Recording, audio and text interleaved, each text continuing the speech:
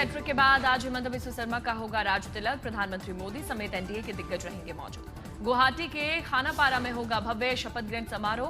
PM Modi, Amit Shah समेत कई बड़े नेता रहेंगे मौजूद। बीजेपी विधायक दल की बैठक में जेपी नड्डा और नायब सिंह सैनी केंद्रीय पर्यवेक्षक के तौर पर मौजूद रहे। एनडीए नेता के नाम पर लगे औपचारिक मुहर। असम चुनाव में एनडीए को ऐतिहासिक बहुमत। बीजेपी ने 82 सीटें जीती, जबकि एजीपी और बीओपीएफ को 10-10 सीटें मिली। विपक्ष काफी पीछे रहा। हिमंता ने ट्वीट कर लिखा, 2021-26 सिर्फ ट्रेलर था, 2026-2031 में पूरी तस्वीर दिखेगी। एनडीए 3.0 के लिए तैयार रही। वडोदरा में पीएम मोदी ने सरदार धाम भवन 3 का किया लोकार्पण। गुजरात के सीएम भूपेंद्र पटेल मौजूद रहे। गुजरात में तीसरा प्रमुख सरदार धाम प्रोजेक्ट है, जो कि समाज निर्माण के माध्यम से राष्ट्र निर्माण के लक्ष्य के साथ बनाया गया। 150 करोड़ की लागत से तैयार सरदार धाम छात्रावास छात्रों को मिलेंगी शैक्षणिक और आवासीय सुविधाएं। परिसर में यूपीएससी अध्ययन केंद्र, केंद्रीय भोजन कक्ष, ई लाइब्रेरी, सभागार और जिम भी मौजूद। पाटीदार समुदाय के स्टूडेंट्स के लिए बना है सरदार धाम छात्रावास। 2000 छात्र छात्राओं के लिए रहने की सुविधा। पीएम मोदी को मिला सरदार गौरव रत्न सम्मान। पीएम ने लौह पुरुष सरदार वल्लभ भाई पटेल की प्रतिमा के सामने सिर झुकाकर किया नमन। वडोदरा रैली में पीएम मोदी का संबोधन, बोले वेस्ट एशिया युद्ध के प्रभाव से देश को बचाना है। प्रधानमंत्री मोदी की देशवासियों से दोबारा अपील, जहां तक संभव हो तेल का प्रयोग कम करें, जितना संभव हो सोने की खरीद को टालें, स्वदेशी को दें बढ़ावा। पीएम मोदी ने कहा, स्कूलों में कक्षाएं भी ऑनलाइन चलाएं, वर्क फ्रॉम होम को दें प्राथमिकता। पीएम मोदी ने सोमनाथ अमृत महोत्सव में गौरवशाली इतिहास के प्रतीक की दी सौगात। स्मारक टिकट और सिक्का किया जारी। सोमनाथ में प्रधानमंत्री नरेंद्र मोदी ने जनसभा को किया संबोधित। सोमनाथ मंदिर के सांस्कृतिक और धार्मिक महत्व का जिक्र किया। तमिलनाडु के मुख्यमंत्री विजय ने पूर्व सीएम एमके स्टालिन से उनके आवास पर की मुलाकात। तमिलनाडु में पलानीस्वामी के 17 एआईएडीएम के विधायकों ने प्रोटेम स्पीकर से की मुलाकात। नेतृत्व परिवर्तन की मांग। पंजाब सीएम के चचेरे भाई ज्ञान सिंह मान बीजेपी में शामिल। हरियाणा सीएम सैनी और सुनील जाखड़ ने ज्वाइन कराई पार्टी। लुधियाना में आम आदमी पार्टी और बीजेपी कार्यकर्ताओं के बीच जोरदार झड़प। कैबिनेट मंत्री संजीव अरोड़ा की गिरफ्तारी के विरोध में प्रदर्शन के दौरान बढ़ा तनाव। पश्चिम एशिया संकट पर भारत सरकार अलर्ट। आईजीओएम की बैठक, राजनाथ सिंह समेत कई केंद्रीय मंत्री हुए शामिल।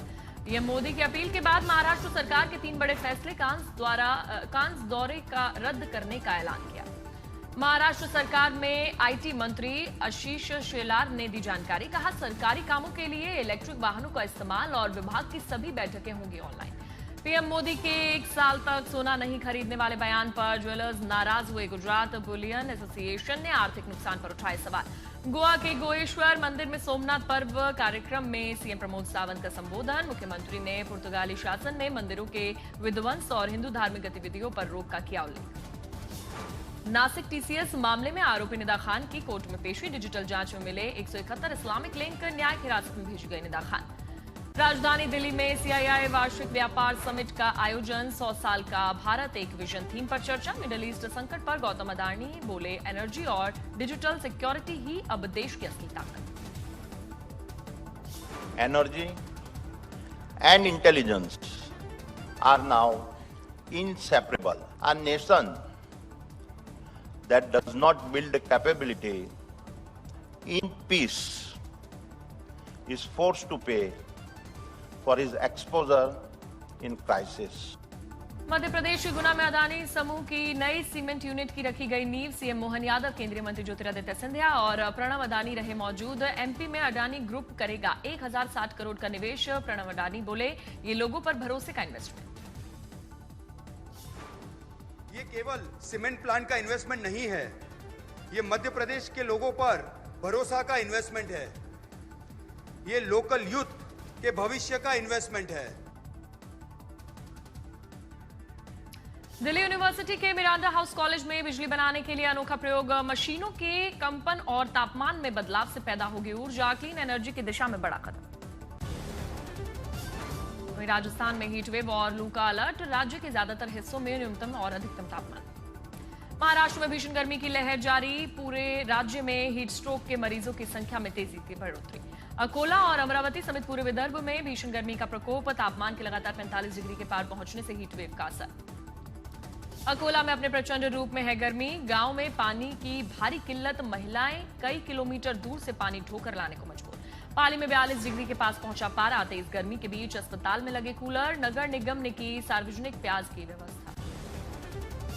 महाराष्ट्र के सातारा में केमिकल फैक्ट्री में लगी भीषण आग। 30 फीट ऊंची उठी आग की लपटें और धुआं। इंदौर में बस डिपो पर अचानक से लगी भयंकर आग से अफरा तफरी मची। सर्विस रोड पर खड़ी 5 बस जलकर खाक हुई। यूपी के बदायूं में गंगा एक्सप्रेसवे पर टायर फटने की वजह से पलटी बस। एक यात्री की मौत हुई, 30 से ज्यादा घायल। पर मोतिहारी में दिन दहाड़े छात्र की चाकू गोदकर हत्या कर दी गई। कॉलेज गेट पर सैकड़ों लोगों के सामने वारदात का लाइव फुटेज आया सामने। ओडिशा के मयूरभंज में कार्यक्रम के दौरान युवतियों से छेड़छाड़। गुस्साई भीड़ ने युवक को पेड़ से बांधकर पीटा। रामगढ़ में अवैध मिनी फैक्ट्री का भांडाफोड़। भारी मात्रा में निकली नकली विदेशी शराब और सामग्री बरामद। 2 गिरफ्तार। रोहतक में सरकारी स्कूल शिक्षक की गोली मारकर हत्या। पुरानी रंजिश में बाइक सवार युवकों ने दुकान के पास बरसाई गोलियां। जालंधर में युवती से कार में गैंगरेप मामले में पुलिस ने 3 आरोपियों को किया गिरफ्तार। इस्तेमाल की गई कार भी बरामद। पठानकोट में एयरबेस के पास फर्जी पुलिस आईडी कार्ड के साथ घूमते 3 संदिग्ध गिरफ्तार। सुरक्षा बलों को दे रहे थे चकमा। महाराष्ट्र के वाशिम में पुलिस की बड़ी कार्रवाई। 1 करोड़ से अधिक कीमत का प्रतिबंधित पान मसाला से लदा ट्रक भी जब्त किया गया।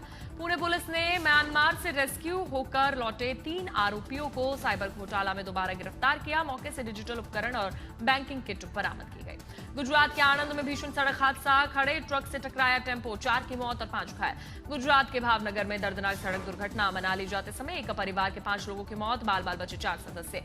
संभल के स्कूल में हिंदू छात्रों को पहनाई गई टोपी और हिजाब। 3 शिक्षक निलंबित और 2 पर केस दर्ज। धर्मशाला में खेले इस मैच में पंजाब ने 20 ओवर में 5 विकेट पर 210 रन बनाए, जिसके जवाब में दिल्ली ने 19 ओवर में 7 विकेट पर 216 रन बनाकर मुकाबला अपने नाम कर लिया। कप्तान अक्षर पटेल और डेविड मिलर ने खेली धुआंधार अर्धशतकीय पारी। अक्षर ने बनाए 56 रन, मिलकर 51 रन बनाए। दिल्ली की टीम में 5 बदलाव किए गए थे। डेविड मिलर, अभिषेक पोर्रेल, साहिल पारेख और माधव तिवारी के साथ आकिब नबी की हुई वापसी। इस सीजन में पंजाब की ये लगातार दूसरी हार है, जबकि दिल्ली की जीत ने प्लेऑफ की उम्मीदों को बनाए रखा। आईपीएल में आज गुजरात टाइटंस और सनराइजर्स हैदराबाद के बीच होगा मुकाबला। अहमदाबाद के नरेंद्र मोदी स्टेडियम में खेला जाएगा मैच। अंक तालिका में पहले पायदान पर पहुंच जाएगी। मैच जीतने वाली टीम फिलहाल पॉइंट्स टेबल में हैदराबाद दूसरे और गुजरात तीसरे स्थान पर। आईपीएल के इतिहास में गुजरात टाइटंस और सनराइजर्स हैदराबाद के बीच अब तक 7 मुकाबले खेले गए, जिसमें जीटी ने 5 बार जीत हासिल की। पैट कमिंस के लौटने के बाद सनराइजर्स हैदराबाद की टीम एक बार फिर से मजबूत स्थिति में आ गई है। इस बात की संभावना कम है कि दोनों टीमें प्लेइंग 11 में किसी तरह का बदलाव करेंगी। गुजरात को अपने कप्तान शुभमन गिल से काफी उम्मीदें हैं। वहीं हैदराबाद की टीम अभिषेक शर्मा के बल्ले से आस लगाए हुए है। दिल्ली में शुरू हुआ barrier less toll system. National highways authority of India ने लागू किया यह सिस्टम। मुंडका बकरवाला टोल पर नहीं रुकेंगी गाड़ियां। अब बिना रुके कटेगा टोल टैक्स। MLFF सिस्टम से सफर हुआ आसान। AI तकनीक से बदला टोल सिस्टम। हाईवे पर तेज रफ्तार से दौड़ी गाड़ियां। यात्रियों के समय की होगी बचत।